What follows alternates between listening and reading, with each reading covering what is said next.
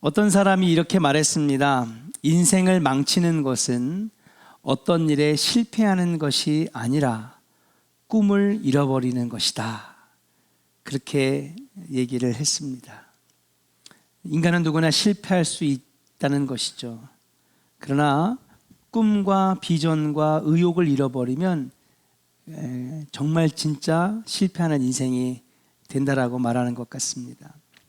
1965년 7월 영국 웨일스 시골에서 태어나 엑세터라고 하는 대학 불문과를 졸업한 여인이 있었는데 1990년 그녀의 나이가 25세가 되던 해에 두 가지 일이 일어납니다. 하나는 어머니가 돌아가신 일이고 하나는 임시직으로 있던 직장에서 쫓겨나는 일을 해고를 당한 것입니다. 하나밖에 없던 어머니, 아버지도 일찍 돌아가시고 어머니까지 돌아가셨는데 다니던 직장 임시직이라고 오래 해보지도 못하고 해고를 당한 거죠.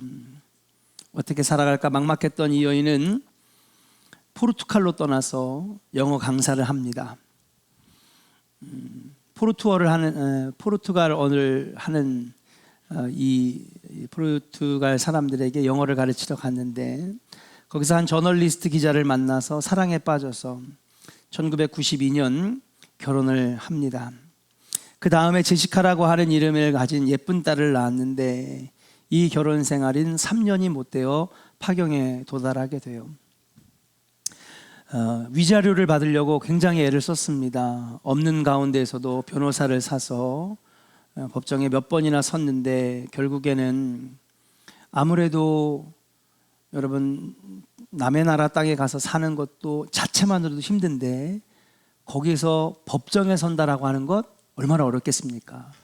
제가 캐나다에 갔는데 캐나다에 가서 살아가는 것도 힘들 텐데 거기서 소송을 걸고 싸우는데 여러 가지로 불리한 거죠. 외국인으로서.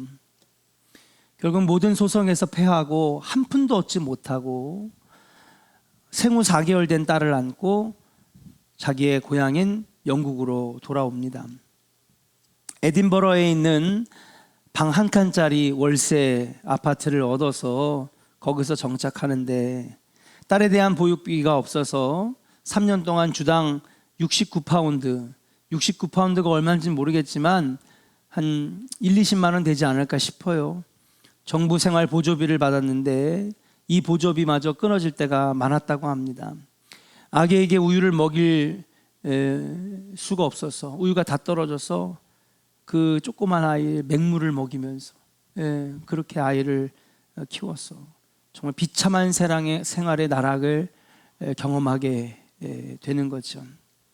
그런데 이러한 어려운 상황 가운데서도 이 여인이 포기하지 않은 것이 또 꼭 하나 있었는데 그것이 바로 그녀의 꿈이었습니다. 인생의 여러 가지 실패를 맛보고 좌절을 맛봤지만은 나 이 꿈은 내가 포기하지 못하겠다. 다른 건 내가 다 실패했어도 이 꿈은 내가 절대로 포기하지 못하겠다. 그것이 뭐냐 하면 여러분 작가의 꿈이었습니다. 아이를 유모차에 태워 공원을 돌아다니면서 우는 아이를 잠재우기도 하고 그러면서 막 여러 가지 자연을 보고 그 다음에 주변의 사물들을 보고 이역 저역 기차역을 왔다 갔다 하고 그 다음에 지나가는 사람들을 보고 건축 양식을 보면서 그렇게 3년을 아이를 유모차를 태우면서 가다가 갑자기 영감이 떠올라요.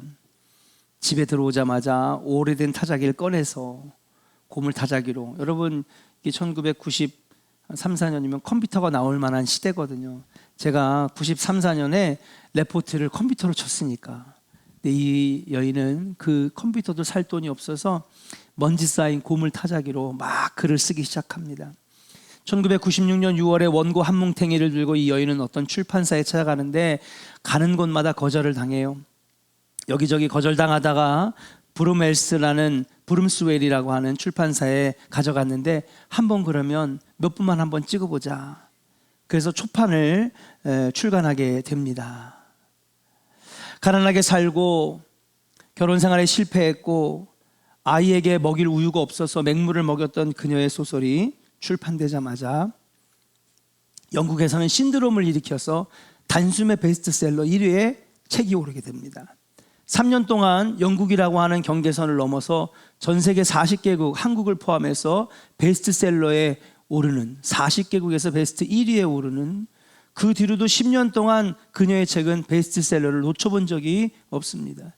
이 소설은 나중에 성경책 이후에 인간이 쓴 책 중에서 가장 많은 사람들이 읽은 책이 되었습니다. 그 책이 바로 해리포터입니다. 마법사들의 이야기, 마법 학교를 중심으로 펼쳐지는 판타지, 그렇죠? 그런데 거기에 보면 여러 지형들이 나오고, 다 보니까 영국에 있는 지형들, 그녀가 유모차를 끌고 갔던 공원들, 그녀가 이 역 저 역 다니면서 있었던 지하철 43번 출구, 뭐 여러 가지 그 자기가 아이를 재우려고 다녔던 그 길들이 그 소설에 다 나옵니다. 마법을 가지고 쓴, 마법이라고 하는 소재를 가지고 쓴 이 책은 정말 마법처럼 전 세계 사람들의 마음을 사로잡죠. 이 마법사 이야기를 쓴 작가의 이름은 조앤 롤링이라고 합니다.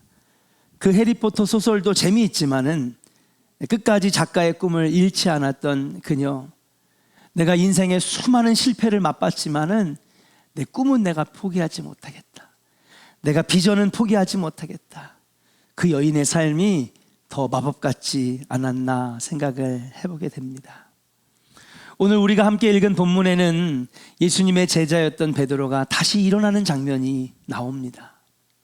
낙심하고 절망해서 자신의 고향 예루살렘으로부터 300리가 떨어져 있는 이 곳에 와서 낙심하고 주저하고 있는 이 베드로, 그가 다시 일어서서 비전을 찾는 이야기가 오늘 나온다라고 하는 사실이에요. 예수님을 3번씩이나 부인하고 저주하고 떠나간 그는 어떤 의미에서 실패자였습니다. 누가 봐도 여기까지는, 요한복음 21장까지는 베드로는 잘했다 말할 수 없어요. 그는 철저하게 실패한 사람이었습니다. 그런데 실패보다 더 불행한 것이 있습니다. 아까 제가 설교 맨 처음에 얘기했던 어떤 학자의 이야기처럼 정말 인생의 실패는 실패한 것 때문에 실패한 게 아니라 꿈을 잃어버렸을 때 실패한 것이다. 안타까운 것은 그가 예수님을 부인한 것도 배신한 것도 아닙니다. 중요한 건 그가 꿈을 잃어버렸다는 것이고, 비전을 잃어버렸다는 것이고, 사명을 잃어버렸다는 것입니다. 요한복음 21장 3절을 같이 한번 읽어볼까요? 여러분, 요한복음 21장 3절, 여러분 성경책 요한복음 21장 3절을 같이 한번 우리 같이 한번 읽어보도록 하겠습니다. 3절입니다. 같이 읽어요. 시작. 시몬 베드로가 나는 물고기 잡으러 가노라 하니 그들이 우리도 함께 가겠다 하고 나가서 배에 올랐으나 그날 밤에 아무것도 잡지 못하였더니. 그렇습니다. 오늘 베드로가 뭐라고 하냐면요, 낙심해서 갈릴리에 여러분 내려와 있는데, 과거에 자기가 살았던 고향으로 내려와 있는데 제자들에게 그런 얘기를 합니다. 동료들에게, 나는 그냥 물고기나 잡으러 가야겠다. 그러니까 딱히 할 일이 없었던 다른 제자들도 그래, 물고기나 잡으러 가자.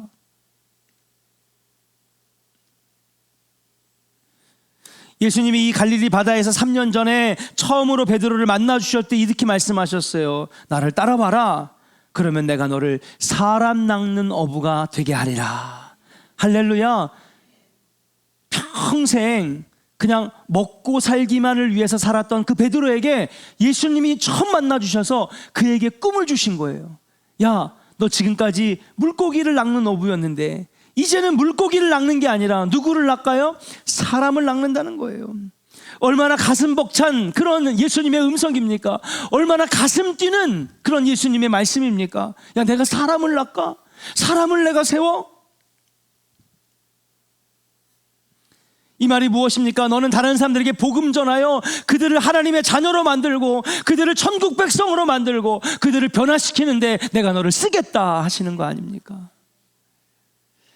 그 말을 들은 가슴 두근두근한 이 베드로는요, 그물을 버려두고 평생 30년 넘는 동안에 한 번도 놓지 않았던 그 그물을 버려두고 예수님을 따라가는 감동적인 장면, 그게 바로 이 똑같은 자리에 3년 전에 있었던 일이었습니다.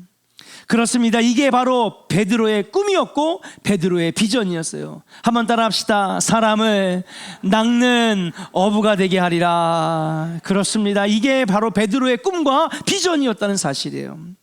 죽어가는 영혼을 살리는 일이 베드로의 꿈과 비전이었는데, 오늘 본문에 보니까 나는 물고기 잡으러 간다. 너희들 어떻게 할래? 그래, 우리 딱히 할 게 없으니까 물고기나 잡으러 가자. 주님이 주신 사명은 뭐예요? 사람을 낚는 건데 지금 다시 뭐라 그래요? 물고기 낚으러 가자는 거예요. 이 얘기는 뭡니까? 사람 낚는 일, 사람 낚는 꿈, 사람 낚는 비전 잃어버렸다는 거예요? 안 잃어버렸다는 거예요? 잃어버렸다는 거예요. 포기했다는 거예요. 나 이제 그거 나 안 할래. 못할 것 같아. 예수님도 돌아가셨는데. 베드로는 스스로 꿈과 비전을 포기했습니다. 그런데 포기 못한 한 사람이 있어요. 그게 누굽니까?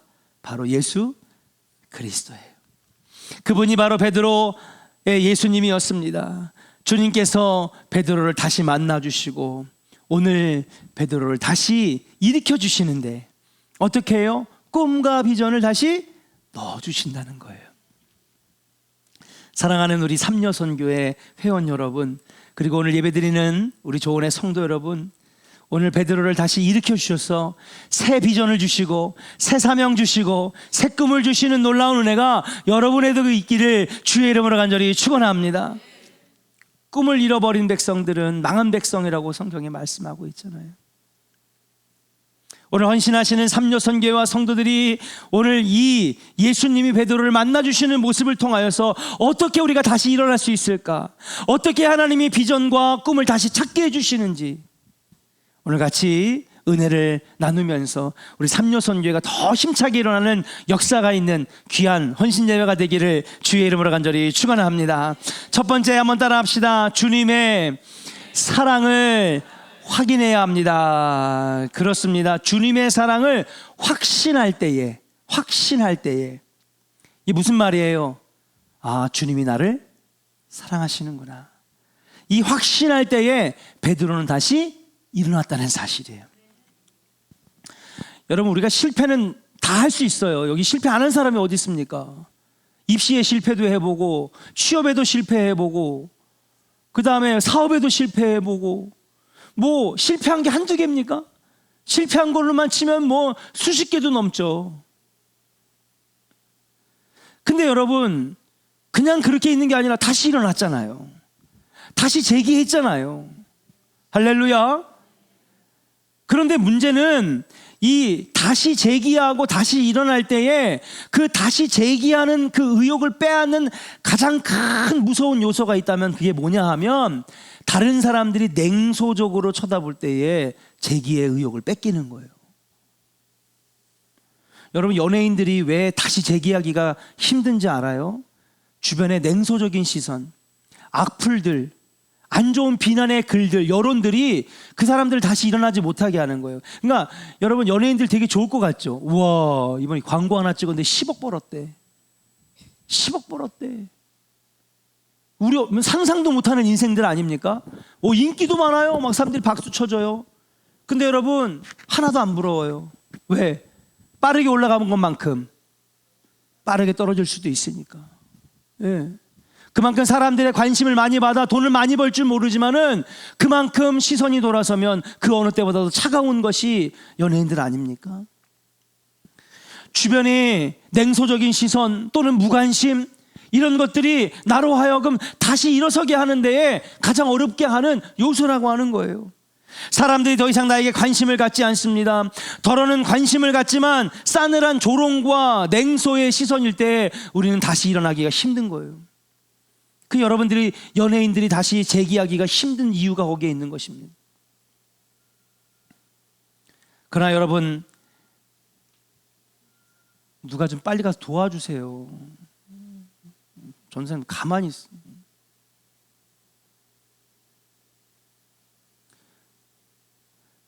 그러나 사랑하는 여러분, 내가 다시 아무리 실패했지만, 아무리 좌절했지만 내 곁에 나를 붙드는 따뜻한 사랑의 시선이 있다면 이 사람은 다시 얼마든지 일어설 수 있는 줄로 믿습니다.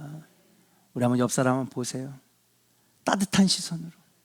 힘이 나요, 안 나요? 아니, 그렇게 쳐다보는데 무슨 힘이 나? 하나 참 이러고 쳐다보는데 힘이 나요? 다시 사랑스러운 얼굴. 우리 남성교도 괜찮아요. 가장 사랑스러운 얼굴로. 그러니까 안 되는 밝은 얼굴로 쳐다봐요. 다시 한번 봐요. 시작. 사랑스러운 얼굴로. 힘이 나요, 안 나요?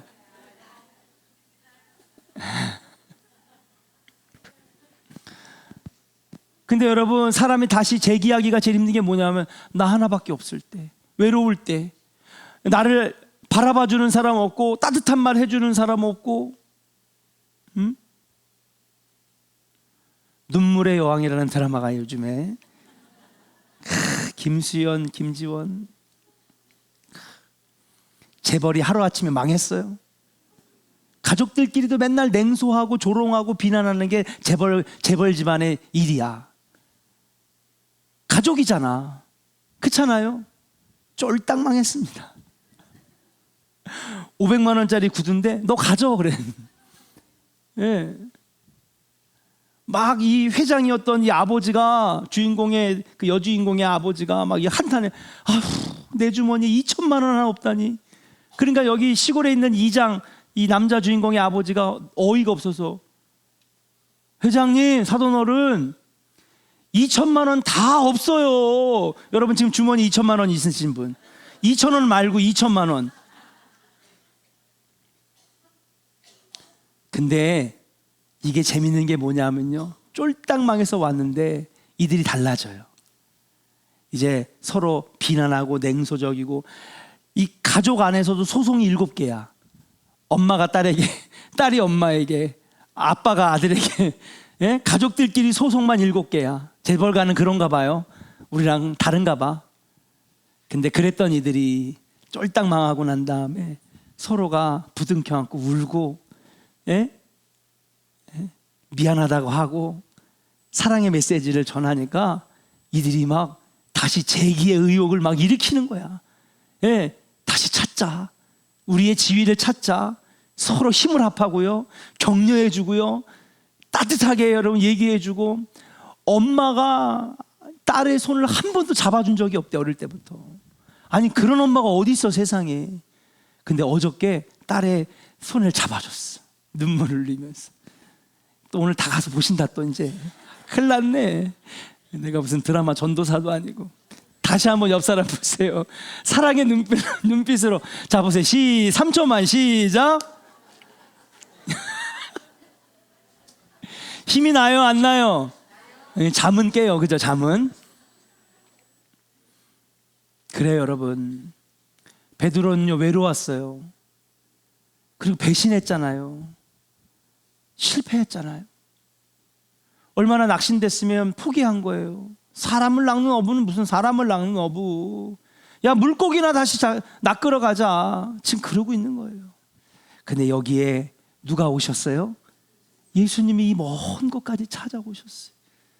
예수님을 만나는 순간에 그의 마음이 눈 녹듯이 녹아내리는 거예요. 아, 나는 포기했는데 주님은 나를 아직 포기하지 않으셨구나. 주님은 여전히 나를 사랑하시는구나. 주님이 나를 사랑하신다라고 하는 확신이 드니까 베드로가 오늘 다시 일어나 비전을 찾고 꿈을 찾고, 아멘입니까? 길을 찾게 되었는 줄로 믿습니다. 이사야서 43장 1절부터 4절을 같이 한번 읽어보도록 하겠습니다. 같이 읽어요. 시작.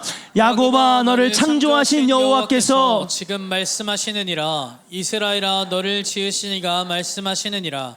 너는 두려워하지 말라. 내가 너를 구속하였고 내가 너를 지명하여 불렀나니 너는 내 것이라. 아멘. 한번 따라합시다. 내가 너를 지명하여 불렀나니 너는 내 것이라. 아멘입니까? 여러분, 이 말씀 이사야가 43장에 왜 이런 말씀을 하나님께 듣냐면요, 아수르가 쳐들어왔어요. 여러분, 산헤립 왕이 예루살렘을 포위했습니다. 사방으로 자기를 죽이려고 하고 우리 민족을 죽이려고 해요. 히스기야 왕은요, 굴욕적인 패배를 당했습니다. 하나님 정녕 이 나라를 이렇게 버리실 겁니까? 아버지께 기도하니까 하나님 말씀하시는 거예요. 야곱아, 너를 창조하신 여호와께서 지금 말씀하시느니라. 이스라엘아, 너를 지으신 이가 말씀하시느니라. 너는 두려워하지 말아라. 내가 너를 구속하였고 내가 너를 지명하여 불렀나니 너는 내 것이라. 여러분, 하나님이 우리를 안 버리셨구나. 응? 하나님이 여전히 우리 이스라엘을 사랑하시는구나. 나를 사랑하시고 히스기야 왕을 사랑하시고. 다시 일어나 이사야가 아수르를 저주하고 여러분 히스기야를 축복할 때에 이사야의 예언대로 여러분 아수르는 패배하고, 그날 밤에 불병과 불말들이 18만 5천 명들의 군사를 다 죽이고 히스기야는 승리하는 왕이 되었는 줄로 믿습니다. 누군가가 옆에서 나를 사랑하시고 예수님이 여전히 나를 사랑하심을 느끼니까 나는 다시 일어설 수 있는 거예요. 근데 나 혼자인 것 같아. 이 세상에 나만 혼자 서 있는 것 같아. 너무 외로워. 재기할 수 없어요. 다시 일어날 수 없는 거예요. 사랑하는 삼려선교회 여러분, 날마다 주님 사랑 확인하시고 날마다 주님이 여러분과 함께 하심을 확신하시며 다시 일어서고 다시 소망을 갖고 다시 꿈을 여러분 이루어 나가는 우리 삼려선교회 되기를 주의 이름으로 간절히 축원합니다. 주님이 여러분과 함께 하시잖아요. 두 번째, 오늘 예수님은 어떻게 베드로를 다시 일으키시고 비전을 찾게 하시느냐. 한번 따라 합시다. 주님의 기대를 확인할 때에, 할렐루야, 주님의 기대를 확인하게 되니까 베드로가 다시 일어났어요. 여러분, 한번 여러분에게 물어볼게요. 상식적으로 한번 내 기대를 저버린 사람, 나를 배신하고 떠나간 사람 다시 기대해요, 안 해요? 대답도 아주 단호하네. 아유, 우리 지원교회 무섭다. 안 해요. 안 한대. 아우, 단호해, 무서워. 그렇지, 한번 배신했으니까 또 배신하겠지. 응? 네가 한번 그렇게 했으니까 또 그렇겠지. 세상 사람들 기대 안 해요. 근데 오늘 베드로는 몇 번이나 예수님 부인했어요? 야, 기가 막히게 아주 완벽한 숫자로 한 번도 아니고 3번이나 배신했어요.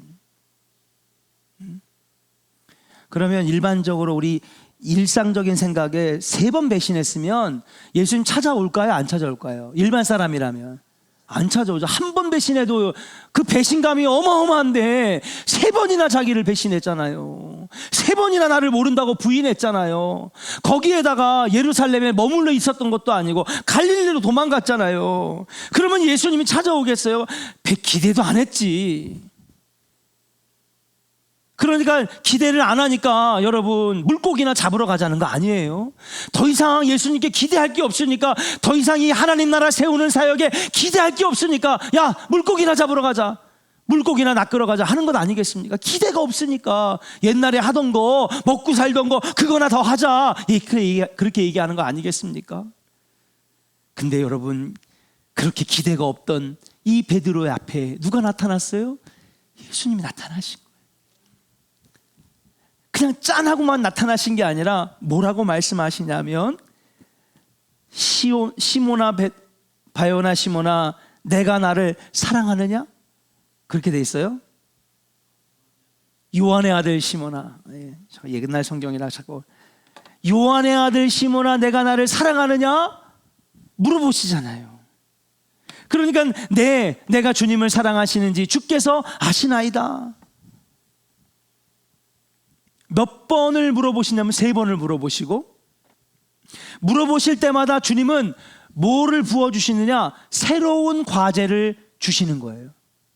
내 양을 먹이라, 내 양을 치라, 내 양을 먹이라. 내 어린 양 먹이라고, 내 어린 양들을 먹여달라고 예수님이 제자 베드로를 처음 만나실 때 주셨던 사람 낚는 어부가 되게 하리라. 거기에서 더 나가서 이제 뭐 하라는 거예요? 네가 낚은 그 사람들을 먹이려는 거예요. 취하는 거예요. 새로운 비전과 사명을 주셨는 줄로 믿습니다. 여러분, 기대가 없는 사람에게 새로운 사명, 새로운 숙제 줘요, 안 줘요? 안 줘요. 얘 공부 못 하잖아요? 그러면 숙제도 안 주는 거예요. 왜? 못 풀 걸 아니까. 근데 기대하는 사람에게 모두 주는 거예요? 그렇죠. 숙제도 주는 거고, 뭐 하라고 시키는 것도 하는 거고. 여러분, 담임 목사가 뭐 시키면 아멘 할렐루야 순종하시기를 주의 이름으로 간절히 축원합니다. 와, 목사님 나 기대하시는구나. 그걸 알아야지. 근데 꼭 우리 생각, 목사님 나만 그냥 맨날 괴롭히고 그냥 나만 맨날 힘들게 하고. 기대 안 하면요 시키지도 않아. 여러분, 예수님이 베드로에게 기대가 없었으면 시켰을까요? 내 양을 치라고, 내 양을 먹이라고 하셨을까요? 3번이나 물어보셨을까요? 기대가 없으면 시키지도 않는 거예요. 오늘 예수님이 그렇게 했다는 건 무엇입니까? 베드로에게 내가 아직 너를 포기하지 않았다. 내가 너를 아직 기대한다. 내가 너무너무 너를 기대한다. 3번이나 배신한 베드로에게 몇 번이나 다시 물어보셔요. 일부러 그러신 거예요. 왜? 3번이나 부인했으니 내가 3번이나 너에게 물어봄으로 3번이나 다시 새로운 사명을 부어줌으로 내가 여전히 너를 기대하고 사랑한다라고 하는 마음을 표현했다는 사실이에요. 오늘 이 시간 하나님은 삼려선교회를 기대하십니다. 아멘. 네. 하나님 눈동자가 안 보이죠? 초롱초롱하세요 지금. 얼마나 나는 보이는 것 같아. 삼려선교회를 향한 그 시선이, 내가 너희를 너무 기대한다. 우리 장로님들, 하나님이 우리 장로님들 얼마나 기대하시는지 몰라. 우리 경기원에서 최고의 장로님들 될 줄로 믿습니다. 여러분, 하나님 눈동자 안 보이죠? 나는 보이는 것 같아. 하나님의 그 초롱초롱한 장로님들을 보는 그 눈빛이, 내가 조원교회를 기대한다. 내가 조원교회를 기대한다. 이 마지막 때의 이 조원교회를 기대한다. 하나님의 기대가 보여요. 여러분, 이 베드로가 그 기대를 알게 되니까 다시 일어설 수 있었어요. 비전을 찾을 수가 있었어요. 네 주님, 제가 여기 있습니다. 제가 사람 낚는 어부 계속 하겠습니다. 내가 내 양도 치고 내 양도 먹이는 이 사명 내가 감당하겠습니다. 오늘 이 시간에 예배하다가 하나님의 기대를 보는 삼려선교회, 하나님의 기대를 보는 우리 장로님들, 하나님의 기대를 보는 우리 남선교회, 우리 청년들 되기를 주의 이름으로 간절히 축원합니다. 우리 옆사람에게 한번 축복할까요? 하나님은 당신을 너무너무 기대하십니다. 할렐루야. 기대가 돼요, 안 돼요? 기대가 돼요, 기대가 돼요. 우리 청년부가 기대가 되고, 우리 학생부가 기대가 되고, 우리 전도사님들이 기대가 되고. 괜찮아요. 좀 미숙하면 어때? 9번 성교육사 자신감을 가져. 괜찮아. 예. 나중에 너무 잘해가지고 교만해지지 말고. 기대가 돼요. 기대가 돼. 그 하나님이 얼마나 이 좋은 교회 기대하시겠어. 우리 얼마나 장로님들 기대하시겠어. 그 베드로가 그 예수님의 눈망울에서 기대를 발견하니까 막 신이 난 거예요. 힘이 난 거예요. 하나님 삼려선교회 기대하세요. 2024년에 여러분 활약이 기대가 되고, 우리 속장님들이 기대가 되고, 교구장님들이 기대가 되고, 이 하나님의 기대를 볼 수 있는 우리 삼려선교회와 우리 남선교회 되기를 주의 이름으로 간절히 축원합니다. 하나만 더 할게요. 2번까지만 마치려다가 보너스로 하나 더 드리는 거예요. 따라합시다. 주님의 명령에 순종할 때에 다시 일어납니다. 할렐루야. 예수님이 이렇게 명령하세요. 내 양을 치라, 내 양을 먹이라, 내 양을 이렇게 3번 새로운 사명을 주시잖아요. 그때에 베드로가 순종합니다. 그러니까 하나님 다시 그를 일으켜서 써주시는 거예요. 강영우 박사의 우리가 오르지 못할 산은 없다라고 하는 책의 서론에 이런 이야기가 나옵니다. 아기 독수리. 로버트 슐러 목사님이 설교 시간에 했던 예화인데요, 그 예화를 그분의 책 첫머리에 서론에다가 이 이야기를 넣었습니다. 이 이야기는 이렇습니다. 아빠 독수리가 아기 독수리를 불렀어요. 아기야, 절벽으로 가라. 절벽으로 이렇게 갔어요. 그러니까 이제 아기 독수리가 아장아장하면서 절벽으로 갔죠.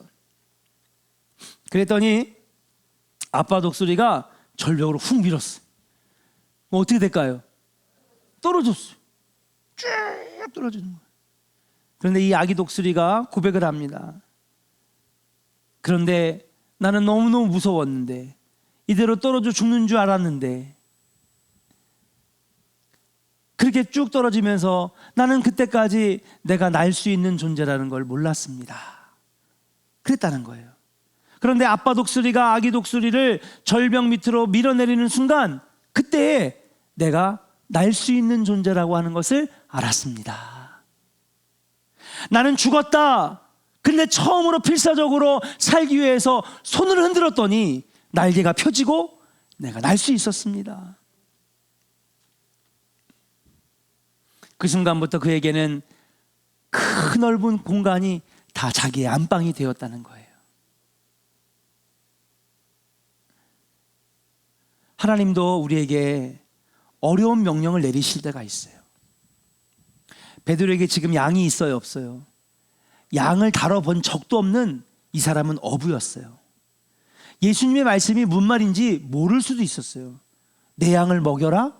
아니, 예수님, 양이나 좀 사다 준 다음에 그런 말씀을 하시든지. 나는 평생 물고기만 잡았는데 양이 무슨 말입니까? 나는 목동일을 해본 적도 없습니다. 이렇게 생각할 수도 있잖아요. 그런데 이 예수님의 명령에 베드로는 순종했어요. 주님, 제가 하겠습니다. 우리도 마찬가지. 어쩔 때는요, 하나님께서 무리한 걸 시키실 때가 있어. 여선교회 이거 봉사하세요. 기도에 앞장서세요. 하나님 앞에 예물 드려야 됩니다. 이거 해야 됩니다. 그럴 때 보면은 하기 싫을 때도 있고 부담될 때도 있고, 솔직히 말해서 시간 너무 많이 뺏기는 것 같고, 남편은 야, 교회 다니는 거 일주일에 한 번만 가면 되지 교회 가서 사냐? 살아? 이런 얘기까지 들으면서 교회 다니시는 분들도 분명히 있을 것이고, 알게 모르게 핍박당하시는 분들도 분명히 여기 있을 거예요. 그렇지 않습니까? 저는 속속들이 모르지만은 분명히 이 중에도 그런 분들이 있을 거예요. 하나님, 꼭 이렇게까지 해야 됩니까? 나를 꼭 그렇게 절벽 밑에까지 나를 밀어내야 되겠습니까? 그러면서 주님께서 정말 힘들고 어려운 절벽으로 나를 밀으실 때가 있어. 근데 여러분, 주님이 시키실 때는 이유가 있을까요? 없을까요? 있는 거예요. 왜? 날개 펴게 하려고, 날아오르게 하려고, 여러분 더 큰 세상을 보게 하려고, 더 많은 일들을 시키시기 위하여, 내 잠재되어 있는 능력을 개발시키기 위하여 하나님 때로는 나를 아빠 독수리처럼 절벽까지 밀어낼 때가 있다라고 하는 사실이에요. 여러분, 그때 불순종하는 자들이 아니라 순종하는 자 되시기를 주의 이름으로 간절히 축원합니다. 그때야 비로소 내가 다시 일어날 수 있고, 내 꿈이 무엇이고 하나님 나에게 맡겨주신 사명이 무엇이고 비전이 무엇인지를 알 수 있게 된다라고 하는 사실이에요. 오늘 헌신하시는 삼여선교 여러분, 지금까지 신앙생활 잘 하셨습니다. 그러나 신앙생활을 정리하는 나이 아닙니다. 아직도 하나님은 여러분에게 기대하시고, 며느리가 손자 손녀를 낳았죠, 그죠? 이 나이가, 그죠? 70이 넘으셨어요? 아직은 안 됐어요? 넘은 사람도 있고 아닌 사람도 있고. 그는 70이라고 하는 나이가 내 신앙생활을 이제 정리하는 나이인가? 아닙니다. 이제 시작입니다. 하나님은 기대하고 계시고, 다시 일어서기를 원하시고, 비전 주기를 원하시고, 할렐루야. 여러분, 오늘 이 말씀을 가지고 마음속에 새기면서, 주님이 나를 포기하지 않으셨구나, 여전히 나를 사랑하시는구나, 내가 너를 지명하여 불렀나니 너는 내 것이라고 말씀하시는 그 주님의 사랑 확신하시고, 주님의 기대를 확인하시고, 날마다 주님의 명령에 순종하여서 여러분 올해도 쓰임받고 천국 가는 그날까지 다 쓰임받는 우리 삼여선교야 성도들 되기를 주의 이름으로 간절히 축원합니다. 우리 다시 일어나 같이 함께 찬양한 다음에 오늘 주신 말씀 가지고 하나님, 주님 사랑 확인하고 주님 기대 확인하고 날마다 명령에 순종하여 다시 일어서기를 원합니다. 쓰임받기를 원합니다. 기도하도록 하겠습니다.